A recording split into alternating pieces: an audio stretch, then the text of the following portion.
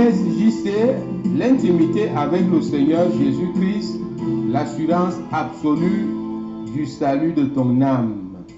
Alléluia, alléluia. Gloire à Dieu, gloire à Dieu, gloire à Dieu. Bonjour, monsieur tout le monde. Bonjour, toi qui me regardes. Bonjour, toi qui es déjà abonné à regarder nos vidéos et à écouter, à mettre en pratique ces enseignements. Que le Seigneur te bénisse. Que la paix soit dans ta maison au nom puissant de Jésus-Christ. La paix règne dans ta maison, au milieu des tiens, au nom puissant de Jésus-Christ. Au nom de Jésus. Nom puissant de Jésus, plus tu es obéissant, tu mets la parole de Dieu en pratique. Le Seigneur est avec toi au nom puissant de Jésus-Christ. Alléluia. Je prends contrôle sur toute autorité, tout esprit. Au nom de Jésus, elle amène à l'obéissance de la parole de Dieu. Je couvre le studio ici par le sang de Jésus et toi qui me regardes, sois couvert par le même sang et protégé,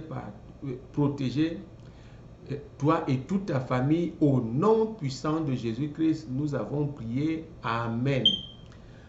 Alléluia, alléluia. Bienvenue à l'ISJC, International Ministry, l'intimité avec le Seigneur Jésus-Christ. C'est l'assurance absolue du salut de ton âme.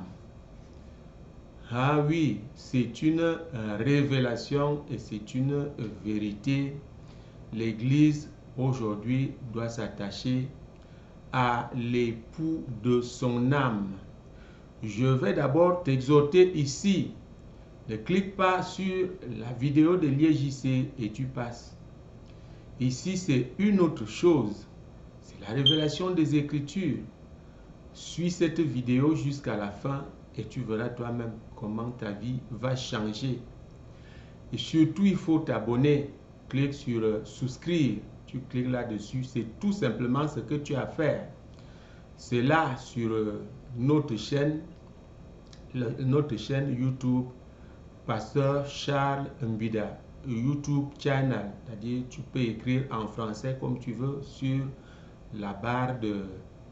Comment vous appelez ça? La barre d'écriture, hein, la barre de recherche de YouTube. Tu peux écrire Pasteur Charles Mbida, chaîne YouTube. Tu vas voir, et même sur nos vidéos, tu mets le curseur, hein, tu mets ta souris sur le logo qui est au bas à droite donc de la vidéo. Et tu vas voir souscrire apparaît là.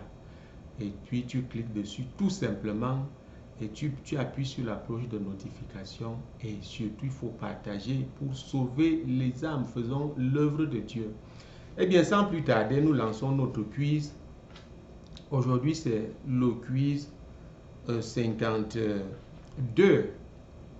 Le quiz 52, il faut être très attentif. Quelque chose se passe ici.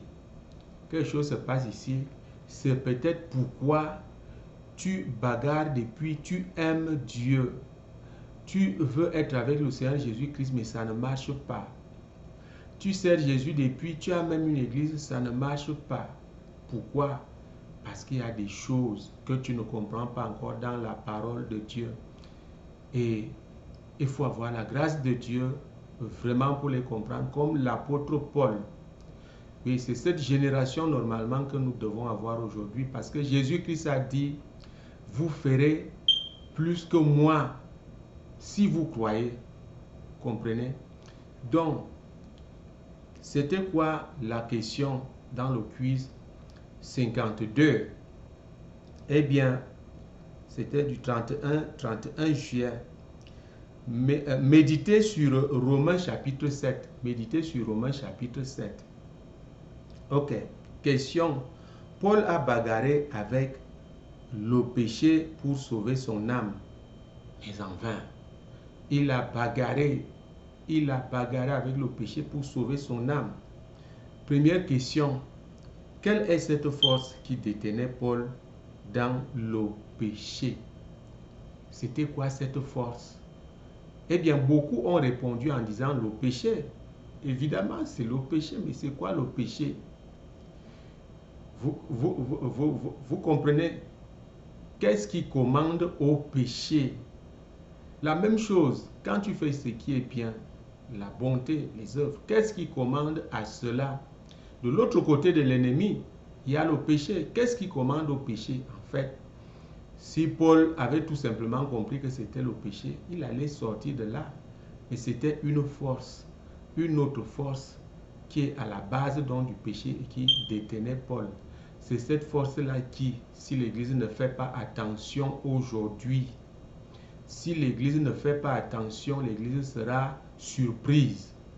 Cette force est tapie dans l'ombre.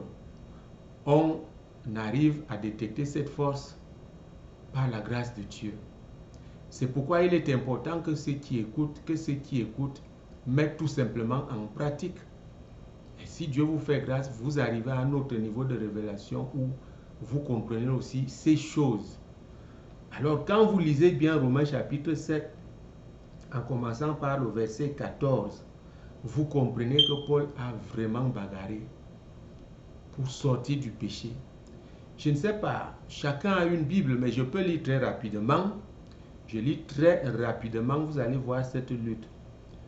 Nous sommes en effet, Romains chapitre 8, verset 14, nous savons en effet que la loi est spirituelle, mais moi je suis charnel, vendu au péché, parce que je ne sais pas ce que je fais. Je ne fais point ce que je veux, et je fais ce que je hais. Or, si je fais ce que je ne veux pas, je reconnais par là que la loi est bonne. Et maintenant, ce n'est plus moi qui le fais, mais c'est le péché qui habite en moi. Ce qui est bon, je le sais, n'habite pas en moi, c'est-à-dire dans ma chair. J'ai la volonté, mais non le pouvoir de faire le bien, car je ne fais pas le bien que je veux, et je fais le mal que je ne veux pas.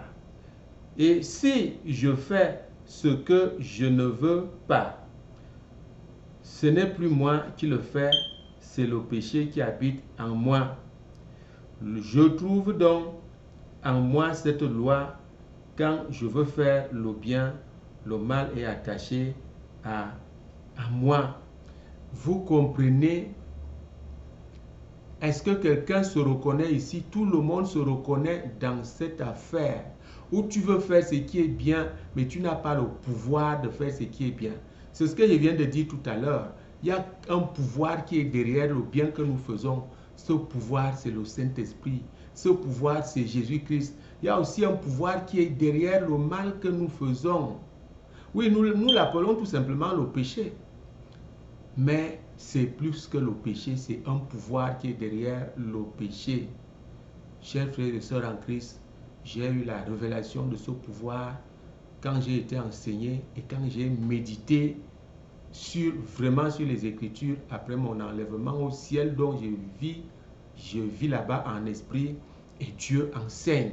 La Bible dit que Dieu va nous enseigner. Tu crois que Dieu va t'enseigner où et quand? C'est quand tu es déjà arrivé à ce niveau-là. Alors cette force qui détenait Paul, c'est le vieil homme. Le vieil homme, vous allez suivre ça dans mon témoignage. C'est le vieil homme qui détenait Paul. Le vieil homme ici, c'est Satan. Vous comprenez, le vieil homme, c'est l'ancienne nature d'Adam et Ève. Vous comprenez, l'ancienne nature qui avait été maudite. Et c'est à cause de ça que tout chrétien, toute personne qui veut sauver son âme doit donner sa vie au Seigneur Jésus-Christ pour que, effectivement, tu passes donc les ordonnances de la nouvelle naissance et que le vieil homme parte.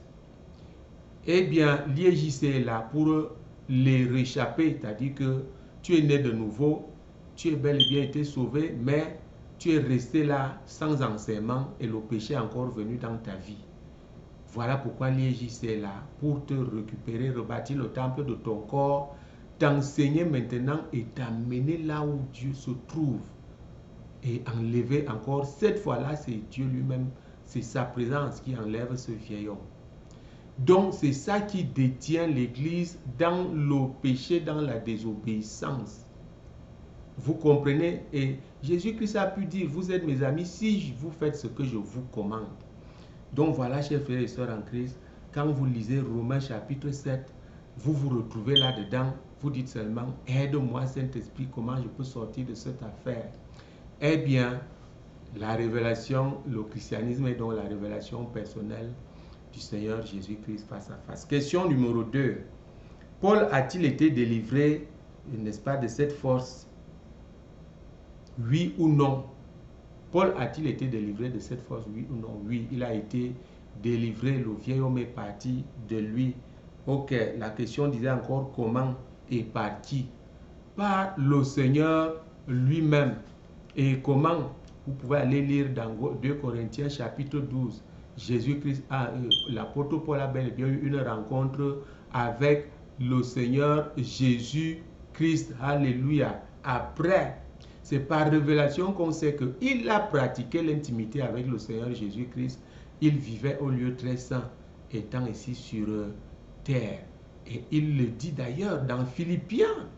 Dans Philippiens, il le dit, il apprécie le lieu très saint. Je vais vous dire ça aujourd'hui.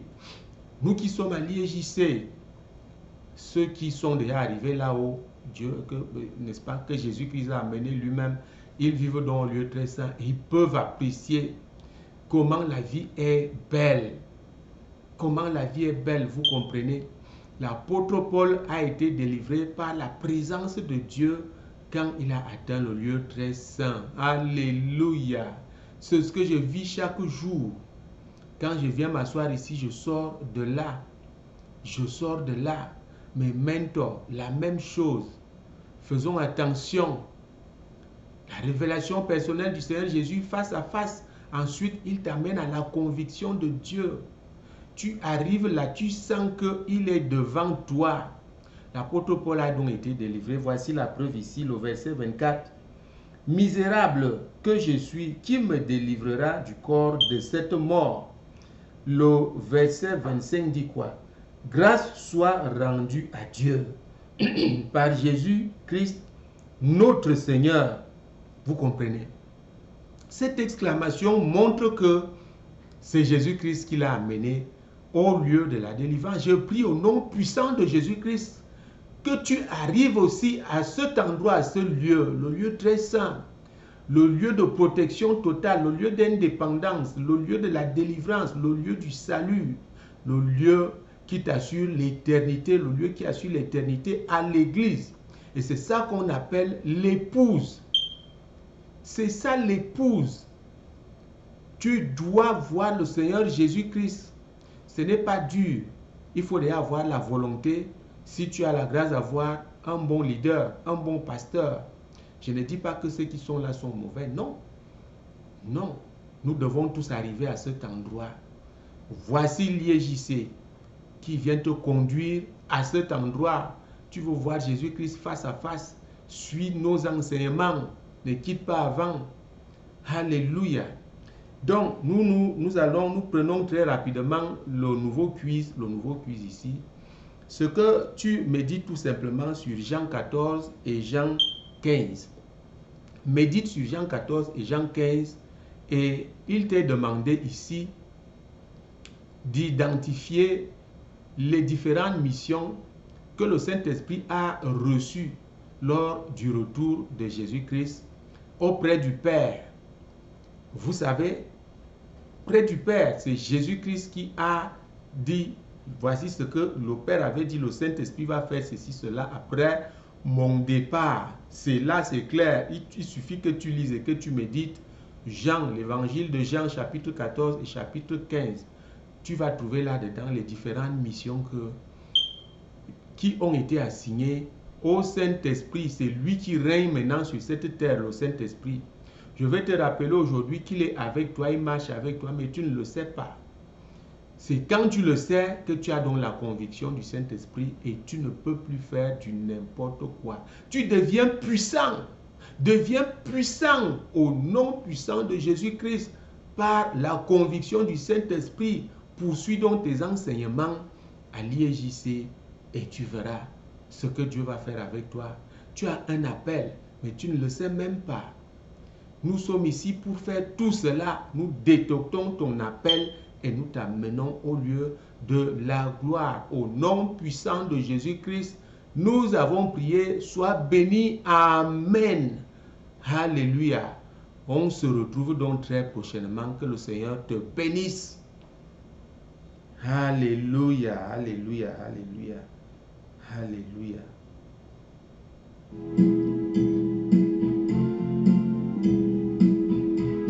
Jésus-Christ est vivant, Dieu n'a pas de fin et les miracles continuent.